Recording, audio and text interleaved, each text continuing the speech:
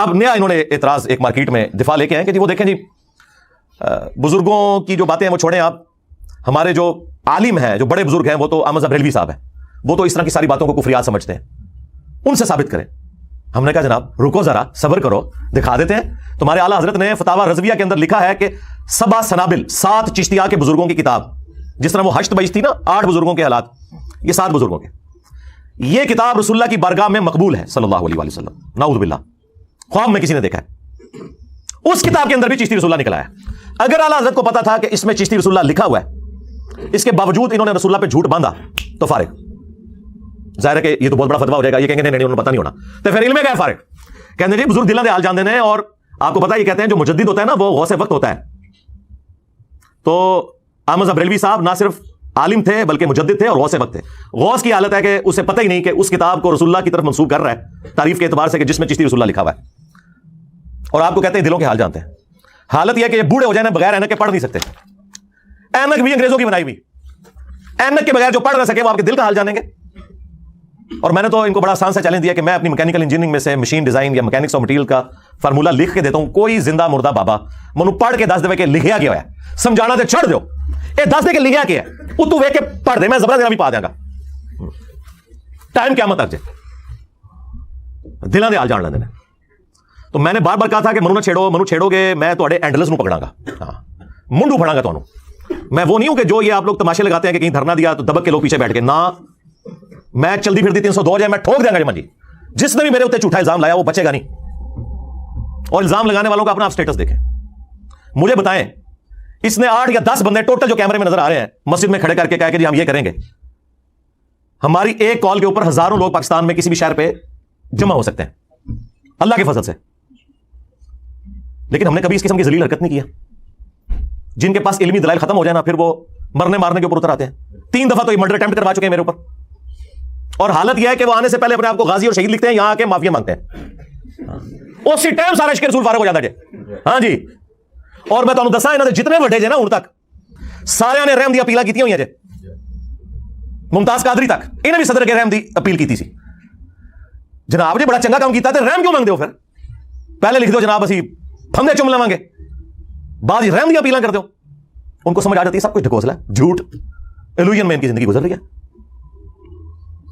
تو اس قسم کی ذلیل حرکتیں اگر ہم نے کرنی ہو نا تو ہم کر سکتے ہیں, لیکن ہم نہیں کرتے. اس کی وجہ یہ کہ ہم کہتے ہیں علمی اختلاف کو آپ علمی رکھیں, اور تم لوگ تو ایک دوسرے کو کافر سمجھتے ہو, ایک دوسرے کے پیچھے نمازیں نہیں پڑھتے, ایک دوسرے کی مسجد میں چندہ دینے کے قائل نہیں ہو.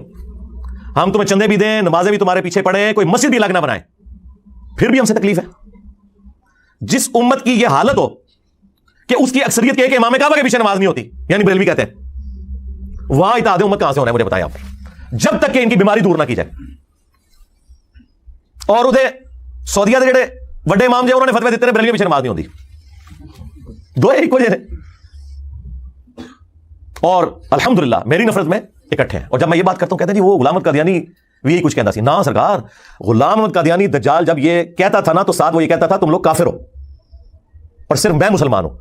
میں یہ کہتا ہوں کہ تم بھی مسلمان ہو, میں بھی مسلمان ہوں, لیکن تم ایک دوسرے کو کافر کہتے ہو, تم قادیانی کے راستے کے اوپر چل رہے ہو. حسام الحرمین میں احمد بریلوی نے 4 علماء دیوبند اور 5 غلام احمد قادیانی کے اوپر کفر کا فتویٰ لگایا اور کہا کہ ان کے کفر میں شک کرنے والا بھی کافر ہے, اور یہ سب کے سب مرتد ہیں. یعنی وہ 4 علماء دیوبند کے کفر میں شک کرنے والے کروڑوں دیوبندیوں کو کافر ڈکلیئر کر گئے. اور آپ کے یہ جو باپا جانی ہے نا, بڑی مسکین سی شکل بنا کے بیٹھے ہوتے ہیں, اور جن کو ہماری ایجنسیاں کہتی ہیں سب سے پرامن جماعت ہے, ان کے سلیبس میں یہ کتاب ہے. وہ کہتے ہیں میرا مرید ہی وہ ہے جو اس کتاب کے اوپر ایمان لائے. ہاں جیسے لکھا ہے کہ سارے فارغ جے. وہابیوں لکھا ہے چوتھا فرقہ وہابیہ شیطانیہ, یہ شیطان لعین ابلیس کے پیروکار ہیں, جس طرح روافض شیطان اطاق کے پیروکار ہیں. پھر اس کے جواب میں جب المحند علی المفند لکھی نا علماء دیوبند نے, انہوں نے جناب پھر پھٹے چکے. انہوں نے کتاب کا نام رکھا کہ المحند ہند کی تلوار علی المفند, ایک پاگل سٹھائے ہوئے بابے کے اوپر, بابا کی نو کیا احمد بریلوی نو, اور کہا کہ یہ اور اس کی پوری جماعت ایک شیطانی لشکر ہے جو ہم علماء دیوبند رضی اللہ عنہم پر حملہ آور ہوئے ہیں, جس طرح کے شیاطین حملہ آور ہوتے تھے انبیاء کے اوپر. تو کو 14ویں صدی دے مولویاں نو انہوں نے نبیوں کی جگہ رکھا جائے, اور رضی اللہ عنہم, اور مخالفین کو شیاطین. ظاہر ہے کہ انبیاء کے اوپر تو کافر شیاطین چڑھنے کی کوشش کرتے تھے نا, مسلمان شیاطین تو نہیں چڑھتے تھے, تکفیر کر دی. اور اسی المحند میں آگے جا کے لکھا ہے کہ محمد بن عبد الوہاب اور ان کی پوری جماعت جو ہے نا یہ ایک خوارج کی جماعت ہے. وہابیوں نے فارغ کرتا انہوں نے, اہل حدیث نو, کام ختم. پھر جو اعلیٰ حضرت نے ماشاء اللہ تعالیٰ اپنے علمی موتی چاڑے نے نا احکام شریعت کے اندر, احکام شریعت میں اعلیٰ حضرت سے پوچھا گیا کہ یہ جو وہابی ہیں دیوبندی اور اہل حدیث اور شیعہ اور قادیانی سارے نے اکٹھا لکھا ان کی قربانی جو یہ ذبیحہ کرتے ہیں وہ حلال ہے. تو اعلیٰ حضرت نے کہا کہ وہابی ہوں دیوبندی اہل حدیث شیعہ اور قادیانی کافروں کو ساتھ ذکر کیا. کہا یہ 1,00,000 دفعہ بھی اللہ کا نام لیں ذبیحہ مردار رہے گا اور یہ سب کے سب مرتد ہیں یعنی واجب القتل نعوذ باللہ. البتہ یہود اور نصارہ کا ذبیحہ حلال ہے. یعنی اعلیٰ حضرت وہابیوں کو دیوبندیوں کو اہل حدیث کو شیعہ کو قادیانیوں کی طرح مانتے تھے اور یہود اور نصارہ سے بدتر سمجھتے تھے. پھر ملفوظات اعلیٰ حضرت کی پہلی جلد میں جو ان کے اپنے بیٹے نے جمع کی اور وہ ساری انہوں نے خود پڑھی ہوئی ہے, اس سے بھاگ بھی نہیں سکتے. اعلیٰ حضرت نے اس کے اینڈ پہ ایک ربائی لکھی ہے, وہ ہم ساتھ اٹیچ کریں گے اسی کے اندر, کہ بڑا چنگا کام کیا میرے پتر نے. اس میں ان سے سوال ہوا کہ یہ بتائیں کہ یہ جو وہابی ہیں ان کی مسجد میں نماز پڑھ سکتے ہیں؟ اور وہابی اعلیٰ حضرت کہتے ہیں دیوبند اور اہل حدیث کو. تو انہوں نے جواب میں کہا کہ کفار کی مسجد مثل گھر کے ہے. سیدھا کافر لفظ, ایک اندر کافر لفظ دکھاؤ, یہ لکھا جی. پوچھا ان کے پیچھے نماز پڑھ سکتے ہیں؟ وہ کہتے ہیں ان کی نہ نماز ہے نہ جماعت ہے. وہ کہتے ہیں نہ اپنی نہیں ہوتی, آپ نے کیوں ان کے پیچھے پڑھنی ہے؟ اور پوچھا گیا پھر تیسرا سوال کہ اذان کا جواب دے سکتے ہیں؟ انہوں نے کہا اذان بھی ان کی نماز کی طرح باطل ہے. ظاہر ہے جن کی نماز نہیں ہو رہی ان کی اذان کیا. البتہ جب اللہ کا نام آ جائے تو آپ عز و جل اور نبی صلی اللہ علیہ وآلہ وسلم کے مبارک نام پہ صلی اللہ علیہ وآلہ وسلم کہہ لیں تو بس یہ کر لیں, باقی کچھ بھی نہیں. اندازہ کریں یہ ان لوگوں کا سٹیٹس ہے جو ایک دوسرے کو کافر ڈکلیئر کرتے ہیں اور چڑھ دوڑے ہیں میرے اوپر. میں پہلے کہ میرے اللہ آئیو, میں اللہ کے ہاتھ پڑھا چڑھنی ہے تھوڑی عزتاں.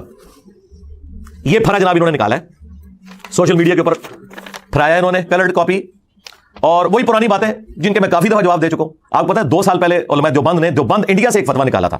اس لیے نکالا ہے کہ دیوبند جو شہر ہے نا اس میں سینکڑوں اس وقت دیوبندی ہیں جو ہمارے اسٹوڈنٹس بن چکے ہیں الحمدللہ.